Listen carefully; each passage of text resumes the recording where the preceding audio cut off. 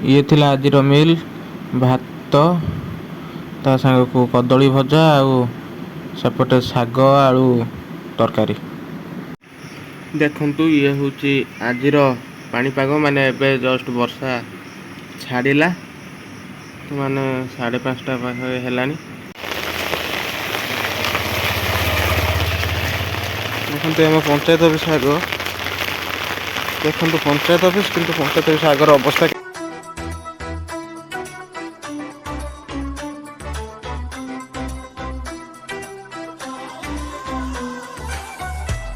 Hey guys, welcome to a new super fresh blog को। तो आज ब्लॉग को आपण समस्त को स्वागत। तो देखो एवं सकाळ भोर 4टा, किंतु एबे जेहेतु मेघ होउची आउ मु सेतपई एबे रनिंग पई जाई पारुनी। तो देखिबा एबे घरे सब कोन होउचे। आज आ जाई होउनी रनिंग पाई, जेहेतु सकाळ सकाळ जोरे वर्षा हबारे लागी। किंतु आसना काल ठारू रेगुलर जिबा कि वर्षा हो कि जहाँ हो किसी आउ बंद नहीं। चलते घरे कौन कौन हो सब देखिए।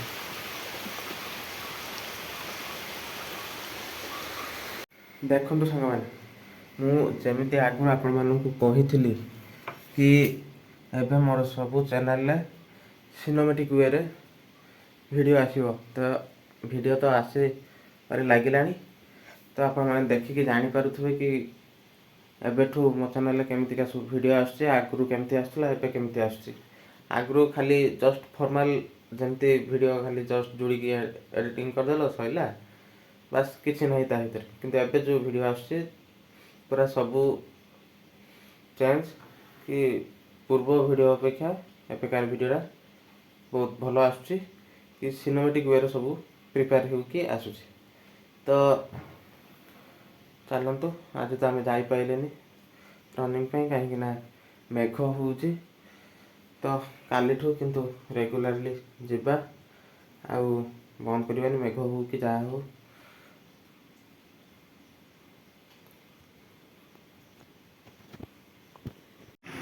देखंतु ये होची आजिर पाणीपाग। माने एबे जस्ट वर्षा छाड़िला। माने 5:30 पाख हेलानी। एबे मेघ छाड़ुची। तो एबे आमे रनिंग जाई पाइलेनी आज।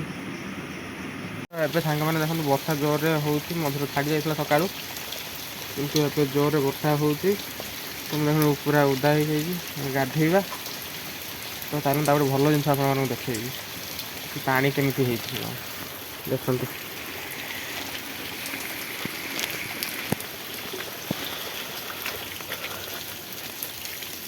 वर्षा केते जोर सब होउची।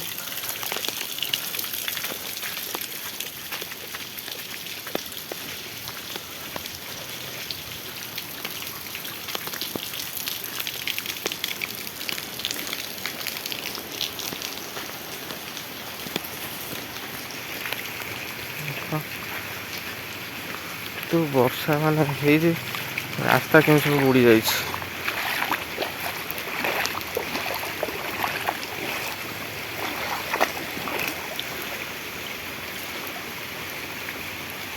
तो देखो गाधे पाधे आसते पानी जोर अच्छे। वर्षा छाड़ी ना 10टा बाजिला। चलते दरकार कम अच्छे कौन कर देखिए।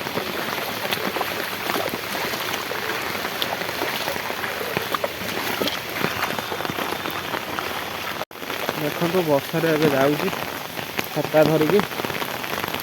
जोरसोर वर्षा भी हो जुआड़े जीव खाली पानी हो जाए।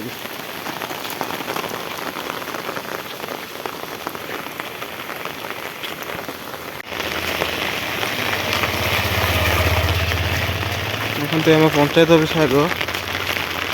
देखो पंचायत ऑफिस, किंतु पंचायत ऑफिस आगर अवस्था केमिति होइछि। एबे खाली पानी केते।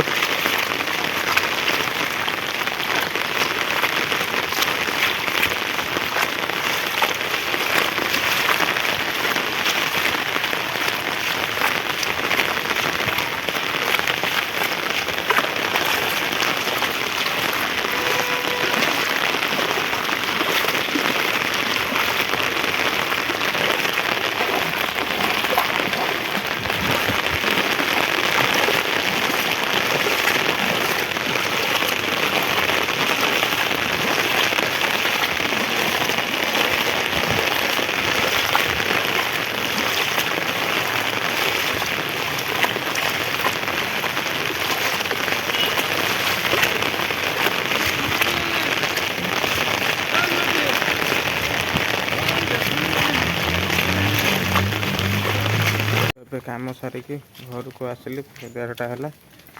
ଯିବା ଖାଇବା ଆଉ ଚାଲନ୍ତୁ ଯିବା। ଇଏ ଥିଲା ଆଜିର ମିଲ୍, ଭାତ ତା ସାଙ୍ଗକୁ କଦଳୀ ଭଜା ଆଉ ସେପଟେ ଶାଗ ଆଳୁ ତରକାରୀ। ଏବେ ଖାଇସାରିଲି ତ ଏବେ ଆଜିର ଏଇଠି ବ୍ୟୁଟିଫୁଲ୍ ବ୍ଲଗ୍କୁ ଏଣ୍ଡ କରିବା।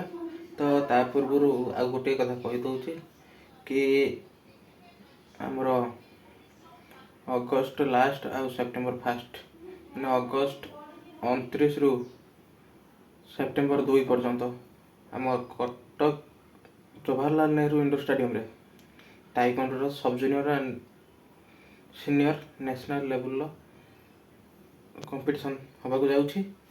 ତ ଏଇଟା ଆମ ପାଇଁ ଏବେ ଗୋଟେ ଖୁସି ଖବର। ତ ଆଜି ଏଇଠି ଆମର ବ୍ୟୁଟିଫୁଲ୍ ବ୍ଲଗ୍କୁ ଏଣ୍ଡ କରିଦେବା।